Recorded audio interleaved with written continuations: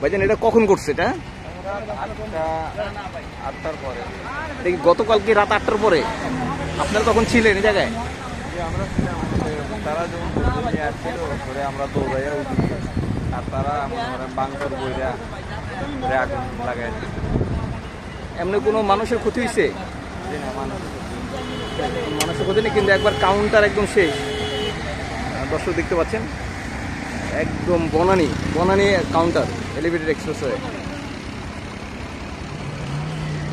একদম ধ্বংস করে দিচ্ছে। মনে হইতেছে যে আসলে মানে বম মারছে এরকম মনে হইতেছে।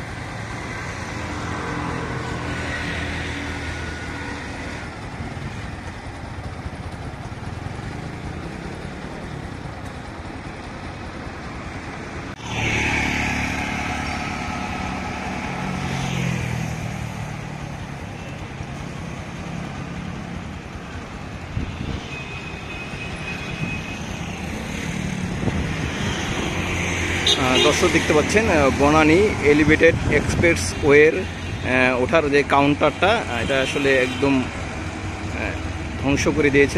দেখতে পাচ্ছেন।